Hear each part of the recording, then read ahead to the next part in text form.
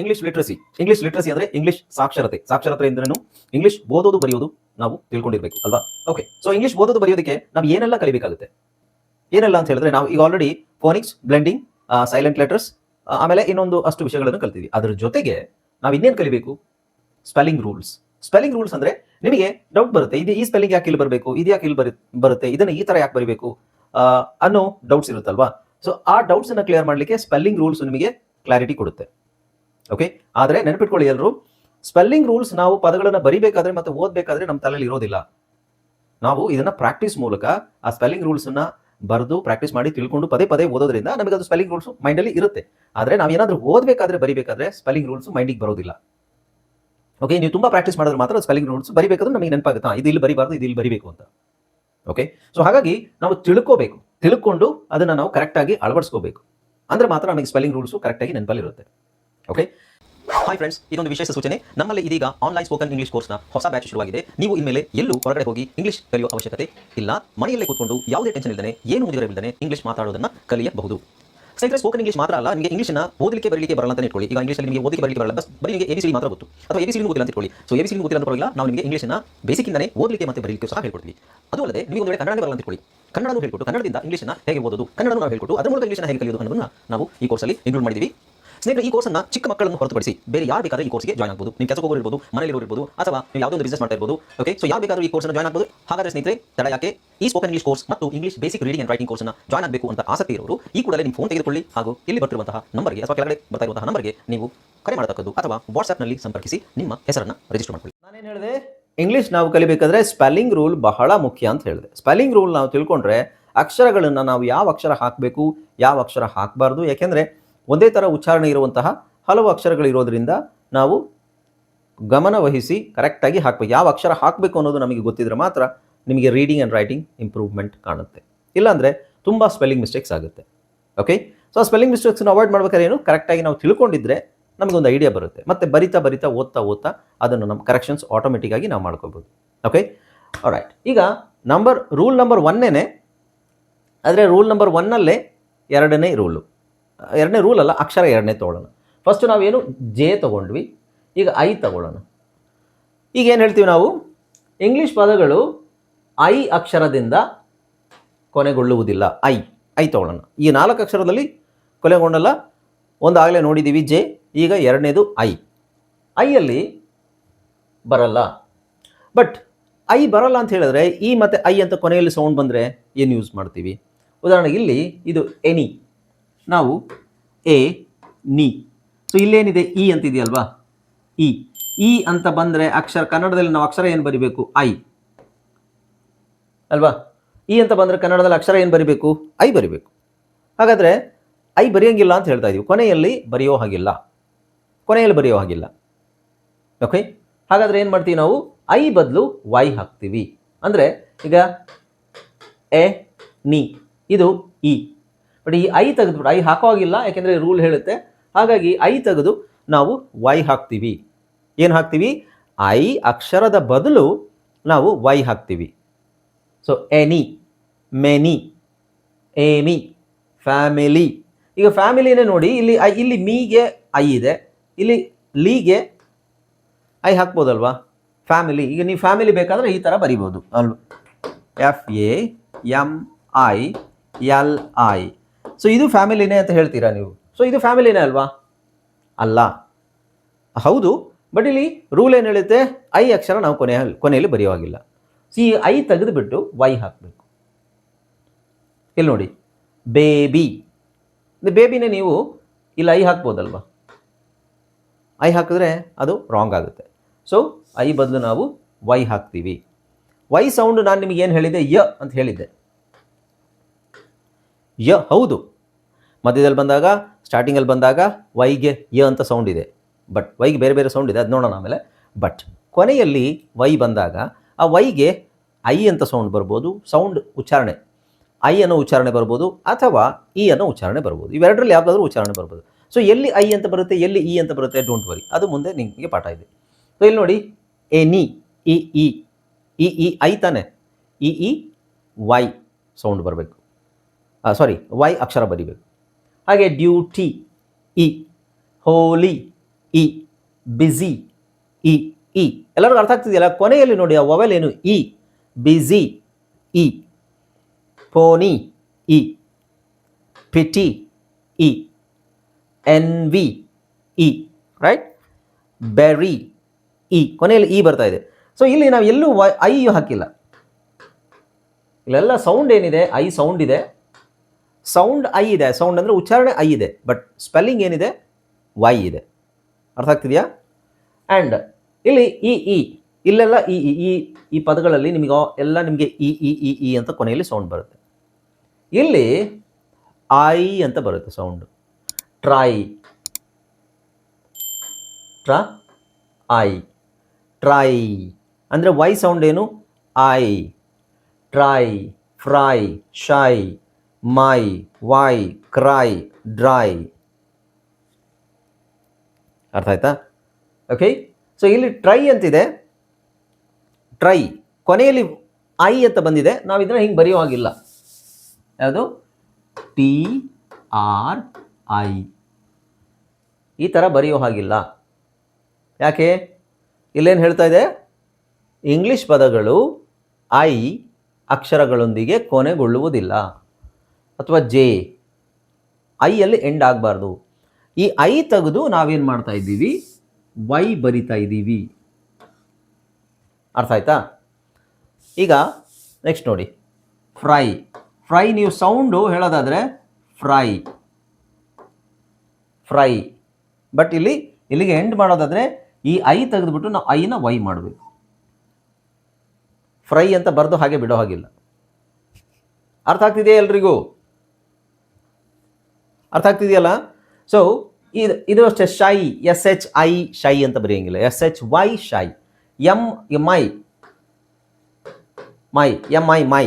No, MY my. ಯಾಕೆಂದರೆ ಅದು I ಅನ್ನೋ ಅಕ್ಷರ ಕೊನೆಯಲ್ಲಿ ಬರ್ತಾ ಇದೆ ಅಲ್ಲ, ಐ ಅನ್ನೋ ಉಚ್ಚಾರಣೆ ಕೊನೆಯಲ್ಲಿ ಬರ್ತಾ ಇದೆ. ಅಕ್ಷರ ಮತ್ತು ಉಚ್ಚಾರಣೆ ಎರಡೂ ಡಿಫ್ರೆನ್ಸ್ ತಿಳಿದಿಟ್ಕೊಳ್ಳಿ. ನಾನು ಕೆಲವು ಸಲ ಮಿಸ್ ಮಾಡಿದ್ರು ನೀವು ಅದನ್ನು ಸರಿಪಡಿಸ್ಕೋಬೇಕು. ಅಕ್ಷರ ಬೇರೆ, ಉಚ್ಚಾರಣೆ ಬೇರೆ. ಉಚ್ಚಾರಣೆ ಒಂದು ಅಕ್ಷರಕ್ಕೆ 2-3 ಉಚ್ಚಾರಣೆ ಇರ್ಬೋದು. ಈಗ ಉದಾಹರಣೆಗೆ ಎಕ್ಸ್ ಅನ್ನೋ ಅಕ್ಷರಕ್ಕೆ 5 ಥರ ಉಚ್ಚಾರಣೆ ಇದೆ. ಎ ಅನ್ನೋ ಅಕ್ಷರಕ್ಕೆ 9 ಥರ ಉಚ್ಚಾರಣೆ ಇದೆ. ಓ ಅನ್ನೋ ಅಕ್ಷರಕ್ಕೆ 11 ಥರ ಉಚ್ಚಾರಣೆ ಇದೆ. ಅರ್ಥ ಆಯ್ತಾ? ಎಸ್ ಅನ್ನೋ ಅಕ್ಷರಕ್ಕೆ 3 ಥರ ಉಚ್ಚಾರಣೆ ಇದೆ. ಇಂಗ್ಲೀಷಲ್ಲಿ ಇದೇ ಸಮಸ್ಯೆ ಆಗೋದು. ಕನ್ನಡದಲ್ಲಿ ಹಾಗಲ್ಲ. ಕನ್ನಡದಲ್ಲಿ ಒಂದು ಅಕ್ಷರಕ್ಕೆ ಒಂದೇ ಉಚ್ಚಾರಣೆ, ಅಥವಾ ಒಂದು ಸೌಂಡಿಗೆ ಒಂದೇ ಅಕ್ಷರ. ಇಂಗ್ಲೀಷಲ್ಲಿ ಹಾಗಲ್ಲ, 9 ಸೌಂಡಿಗೆ ಒಂದೇ ಅಕ್ಷರ. ಉದಾಹರಣೆಗೆ ಎನ ನಾವು ಎ ಅಂತ ಹೇಳಿದಾಗಲೂ ಎ ಅಂತಲೇ ಬರಿಬೇಕು, ಆ ಅಂತ ಹೇಳಿದಾಗಲೂ ಎ ಅಂತಲೇ ಬರಿಬೇಕು. ಎ ಅಂತ ಹೇಳಿದಾಗ ಕೆಲವು ಕಡೆ, ಜಾಸ್ತಿ ಅಲ್ಲ, ಎ. ಇಲ್ಲಿ ನೋಡಿ, ಎನಿ, ಎ ನೀ ಅಂತಿದೆಯಾ? ಇದಕ್ಕೆ ಎ ಬಂದಿದೆಯಾ? ಇಲ್ಲಿ ಉಚ್ಚಾರಣೆ ಏನು? ಎನಿ. ಆ್ಯಕ್ಚುಲಿ ಎ ಅನ್ನೋ ಅಕ್ಷರಕ್ಕೆ ಸ್ಪೆಲ್ಲಿಂಗ್ ಯಾವುದು? ಇ. ಎ ಅನ್ನೋ ಸೌಂಡಿಗೆ ಸ್ಪೆಲ್ಲಿಂಗ್ ಯಾವುದು? ಇ. ಆದರೆ ಇಲ್ಲೇನು ಬಂದಿದೆ? ಎ ಅನ್ನೋ ಸ್ಪೆಲ್ಲಿಂಗಿಗೆ ಎ ಬಂದಿದೆ, ಎ ಅಕ್ಷರ ಬಂದಿದೆ. ಎ ಅನ್ನೋ ಸೌಂಡಿಗೆ ಎ ಅಕ್ಷರ ಬಂದಿದೆ.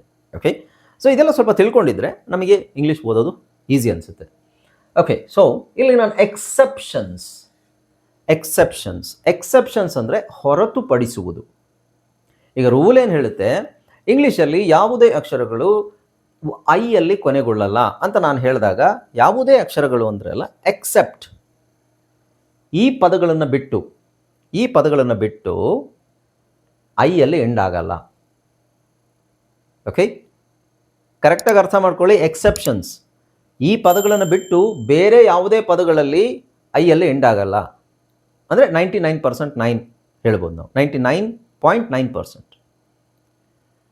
ಅಲ್ಲೋ ಇಲ್ಲೋ ಒಂದೋ ಎರಡೋ ಆಗ್ಬೋದು, ಬಟ್ ಆದಷ್ಟು ನಾನು ನಿಮಗೆ ಎಲ್ಲದನ್ನೂ ಇಲ್ಲಿ ಸೆಲೆಕ್ಟ್ ಮಾಡಿ ಕೊಟ್ಟಿದ್ದೀನಿ. ಓಕೆ. ಸೊ ಆಲಿ ಬೈ ಐ ಇದೆ, ಅಲ್ಲಿ ವೈ ಹಾಕಬೇಡಿ. ಮತ್ತು ಅದಕ್ಕೆ ಸಹ ಅಲ್ಲಿ ವೈ ಹಾಕ್ಬೋದಾ? ಅಲ್ಲ, ಇದು ಐಯೇ ಹಾಕಬೇಕು. ಬೇರೆ ಪದಗಳು ಏನಾದರೂ ಬಂದರೆ ನಾವು ವೈ ಹಾಕಬೇಕು. ಆಲಿ ಬೈ ಇದರಲ್ಲಿ ಐಯೇ ಇರುತ್ತೆ. ಬ್ರಾಕಲಿ ಐಯೇ ಇರುತ್ತೆ. ಚಿಲಿ ಐಯೇ ಇರುತ್ತೆ. Emoji I. Alumni I. Mini I. Paparazzi, illuminati, graffiti, taxi, bikini, spaghetti, ಇದರಲ್ಲೆಲ್ಲ ನಿಮಗೆ ವರ್ಡ್ಸಲ್ಲಿ ಕೊನೆಯಲ್ಲಿ ಐ. ಸೊ ಇಂಗ್ಲೀಷಲ್ಲಿ ಐಯಲ್ಲಿ ಕೊನೆಯಾಗುವ ವರ್ಡ್ಸ್ ಯಾವುದು ಅಂತ ಕೇಳಿದ್ರೆ ಇದೆಲ್ಲ ನೀವು ಹೇಳಿದ್ರೆ ಸಾಕು. ಉಳಿದಿರೋದು ಯಾವುದು ಐಯಲ್ಲಿ ಬರೋದಿಲ್ಲ. ಉಳಿದಿರೋದು ನಮಗೆ ವೈ ಅಥವಾ ವೈ ಅಥವಾ ಅಲ್ಲ. ಐ ಎರಡು ಸೌಂಡ್ ಬಂದರೆ ಐ ಅಂತ ಬಂದರೂ ವೈ ಹಾಕಬೇಕು, ಇ ಅಂತ ಬಂದರೂ ವೈ ಹಾಕಬೇಕು. ಓಕೆ, ಅರ್ಥ ಆಯ್ತಲ್ಲ? ಸೊ ಇಂಗ್ಲೀಷಲ್ಲಿ ಸೆಕೆಂಡ್ ರೂಲ್ ಅಲ್ಲ, ಆ್ಯಕ್ಚುಲಿ ಸೆಕೆಂಡ್ ರೂಲ್ ಅಲ್ಲ, ನಂಬರ್ 1ನೇ ರೂಲು. ಅಂದರೆ 4 ಅಕ್ಷರಗಳು, ಒಂದೊಂದು ಅಕ್ಷರಗಳನ್ನ ನಾನು ಸಪರೇಟಾಗಿ ಹೇಳ್ಕೊಡ್ತಾ ಇದ್ದೀನಿ ನಿಮಗೆ. ಸೊ ಫಸ್ಟ್ ನಾವು ಯಾವುದು ನೋಡಿದ್ವಿ? ಜೆ ನೋಡಿದ್ವಿ, ಹೌದಾ? ಜೆ ಅಲ್ಲಿ ಯಾವುದು ಎಂಡ್ ಆಗೋದಿಲ್ಲ. ಇನ್ನೊಂದು ಸಲ ಬೇಕಾದ್ರೆ ನೋಡೋಣ ಅದನ್ನು. ಹಾಂ, ಜೆ ಅಲ್ಲಿ ಯಾವುದು ಎಂಡ್ ಆಗಲ್ಲ. ಜೆ ಬದಲು ನಾವು ಏನು ಯೂಸ್ ಮಾಡ್ತೀವಿ? G E. ಕೊನೆಯಲ್ಲಿ ಜೆ ಬದಲು ನಾವು ಏನು ಯೂಸ್ ಮಾಡ್ತೀವಿ? ಜಿ ಇ ಯೂಸ್ ಮಾಡ್ತೀವಿ, ಅಥವಾ D G E. D G E ಎಲ್ಲಿ ಯೂಸ್ ಮಾಡಬೇಕು, ಬರೀ ಜಿ ಇ ಎಲ್ಲಿ ಯೂಸ್ ಮಾಡಬೇಕು, ಅದನ್ನು ಮುಂದಿನ ಪಾಠದಲ್ಲಿ ನಾನು ಹೇಳ್ಕೊಡ್ತೀನಿ. ಅದು ಸಿಂಪಲಾಗಿ ಹೇಳಬೇಕು ಅಂದರೆ ನಿಮಗೆ ಶಾರ್ಟ್ ವವೆಲ್ ಬಂದಾಗ ಡಿ ಜಿ ಇ ಯೂಸ್ ಮಾಡಬೇಕು. ಶಾರ್ಟ್ ವವೆಲ್ ಇಲ್ಲಿ ನೋಡಿ, ಎ ಶಾರ್ಟ್ ವವೆಲ್, ಆ ಶಾರ್ಟ್ ವವೆಲ್, ಆ ಶಾರ್ಟ್ ವವೆಲ್, ಅ ಶಾರ್ಟ್, ಇ ಶಾರ್ಟ್, ಆ ಶಾರ್ಟ್. ಸೊ ಶಾರ್ಟ್ ವವೆಲ್ ಬಂದಾಗ ನಾವು ಬರೀ ಜಿ ಇ ಅಂತ ಯೂಸ್ ಮಾಡಬಾರ್ದು, ಡಿ ಹಾಕಬೇಕಲ್ಲಿ, ಶಾರ್ಟ್ ವವೆಲ್. ಸೊ ಇದು ಇನ್ನೊಂದು ರೂಲು. ಓಕೆ, ಸೊ ಈಗ ಅದನ್ನು ಬಿಟ್ಬಿಡೋಣ. ಓಕೆ, ಹಾಂ. ಸೊ ಇಲ್ಲಿ ಎಕ್ಸೆಪ್ಷನ್ಸ್, ಇದರಲ್ಲಿ ಎಕ್ಸೆಪ್ಷನ್ಸ್ ಯಾವುದೂ ಇಲ್ಲ. ಉದಾಹರಣೆಗೆ ಇಲ್ಲಿ ನೋಡಿ, village, message, vintage, image, hinge, image 2 ಸಲ ಆಗಿದೆಯಾ? ಓಕೆ, ಸೊ ಇಲ್ಲೇನು ಎಲ್ಲ ಜ ಜ ಜ ಅಂತಲೇ ಹೇಳ್ತಾ ಇದ್ದೀವಿ. ಅರ್ಥ ಆಯ್ತಲ್ಲ? ಓಕೆ, ಸೊ ನೆಕ್ಸ್ಟ್ ನೋಡಿದ್ದು ಯಾವುದು? ಐ ಅಕ್ಷರನ ಇಂಗ್ಲೀಷ್ಲಿ ಕೊನೆಯಲ್ಲಿ ನಾವು ಹಾಕೋದಿಲ್ಲ. ಎಕ್ಸೆಪ್ಟ್. ಎಕ್ಸೆಪ್ಟ್ ಅಂದರೆ ಇಂಥ ಪದಗಳನ್ನು ಬಿಟ್ಟು, ಈ ಪದಗಳನ್ನು ಬಿಟ್ಟು ನಾವು ಬೇರೆ ಯಾವುದೇ ಪದಗಳಲ್ಲಿ ಐ ಹಾಕಲ್ಲ. ಹಾಗಾದರೆ ಇ ಮತ್ತು ಐ ಅಂತ ಸೌಂಡ್ ಉಚ್ಚಾರಣೆ ಬಂದಾಗ ನಾವೇನು ಯೂಸ್ ಮಾಡ್ತೀವಿ? ವೈ ಹಾಕ್ತೀವಿ. ಅರ್ಥ ಆಯ್ತಾ? ಯಾರಿಗಾದ್ರೂ ಏನಾದರೂ ಪ್ರಶ್ನೆ ಇದೆಯಾ? Any questions?